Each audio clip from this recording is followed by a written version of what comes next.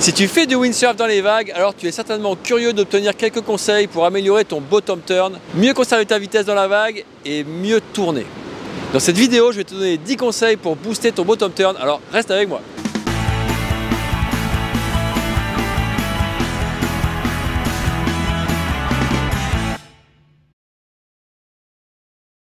Salut les copains et bienvenue sur la Water Sport Zone, la chaîne où on apprend plein de trucs sur les water sports.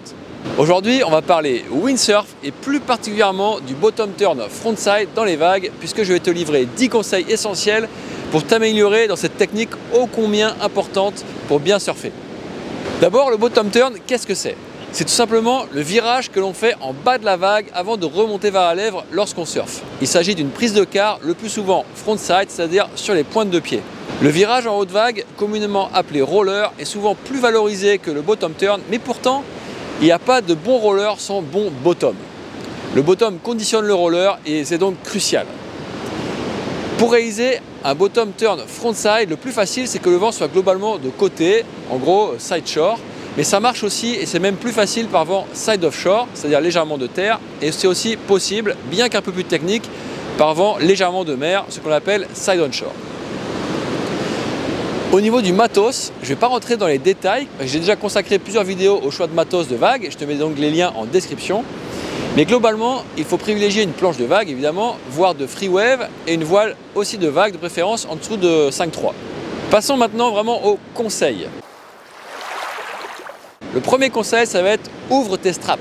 Avoir les straps suffisamment ouverts pour avoir les pieds au milieu de la planche, surtout que le pied arrière ne sort pas du strap au bottom contrairement au jibe, c'est vraiment important. Souvent on croit que les straps ouverts vont générer des pieds coincés, mais en pratique c'est l'inverse et surtout c'est hyper compliqué de surfer avec des straps trop serrés sur les pieds.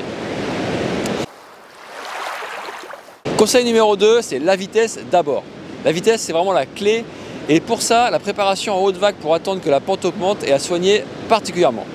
Donc après avoir choisi une vague au large, de préférence en prêtant attention à porter ton choix sur une vague de série qui déroule dans le même sens que le vent, cherche à jouer avec la pente de la vague pour prendre de la vitesse.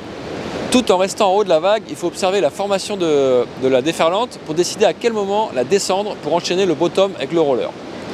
Petit conseil bonus au passage, essaye plutôt de choisir la dernière vague de la série. Au cas où tu tombes, tu te feras moins brasser. Conseil numéro 3, le timing is key. Attention à la gestion du placement et du timing. Regarde la vague par devant la voile avant de déclencher. C'est en forgeant qu'on devient forgeron et l'expérience aidera petit à petit à gérer le moment où descendre la vague pour avoir le temps de faire son bottom, puis de remonter pour arriver en haut de la vague au moment opportun, celui où elle sera la plus creuse. L'observation, l'anticipation et la technique de l'essai-erreur seront ici tes meilleurs alliés. Conseil numéro 4, ne pas systématiquement descendre sur le plat devant la vague. Selon la façon dont celle-ci déferle, si elle est plus ou moins tendue, si tu es plus ou moins en avance, si tu as plus ou moins de réserve de vitesse, tu veux remonter plus ou moins vertical sur la lèvre. Tous ces facteurs vont te faire t'adapter ta trajectoire de ton bottom turn. Plus tu descendras devant la vague, plus tu pourras remonter vertical ensuite, mais aussi plus il te faudra de la vitesse. Si tu vises l'aérial, le plus souvent tu n'auras même pas à descendre devant la vague, mais ta trajectoire sera assez rectiligne ou ce qu'on appelle down the line. L'erreur classique du bottom turn, c'est de descendre devant la vague et de perdre sa vitesse. Conseil numéro 5, mettre du poids et de l'appui sur l'avant.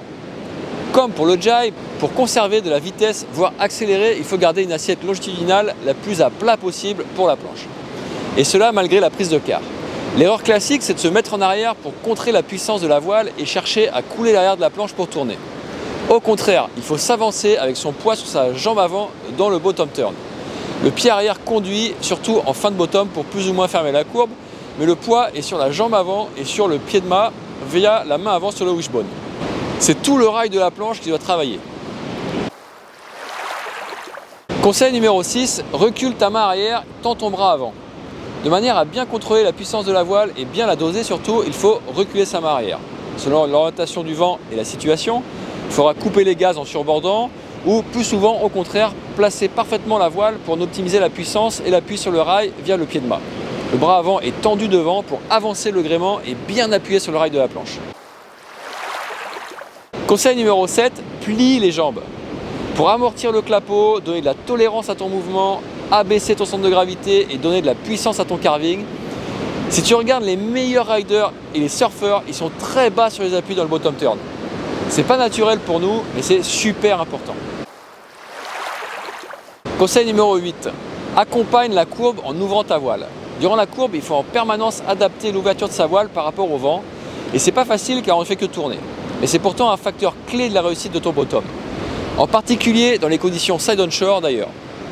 Pour faciliter l'ouverture de la voile dans la dernière phase du bottom, lorsque tu te rapproches du haut de vague, n'oublie pas d'avancer ta main arrière avant d'inverser ta prise de quart. C'est donc le passage des pointes vers les talons. Sauf en cas d'aérial, là c'est un petit peu différent. Conseil numéro 9, s'adapter à la vague. Le surf est par définition une évolution d'un espace changeant et lui-même en mouvement. Tu dois donc toujours être prêt à t'adapter à l'évolution de la vague en élargissant ou en resserrant ta courbe en fonction de la vague et son déferlement. Conseil numéro 10, garde le contrôle avec des petits réglages. Si la planche marsouine durant ton bottom turn, avance ton pied de mât. Si tu n'as pas de contrôle sous le pied arrière et que ça cavite, alors recule ton aileron central ou tes ailerons centraux selon ta configuration. Si tu as aimé cette vidéo, tu aimeras certainement aussi celle que je te propose à l'écran. Et avant de partir, n'oublie pas de laisser un commentaire, un like ou de t'abonner en activant la cloche pour ne pas rater les prochaines vidéos. Les abonnements, c'est une marque de soutien qui a beaucoup de valeur pour moi. Maintenant, je te donne rendez-vous samedi prochain à 9h15 pour une prochaine vidéo. D'ici là, bonne navigation et bye bye!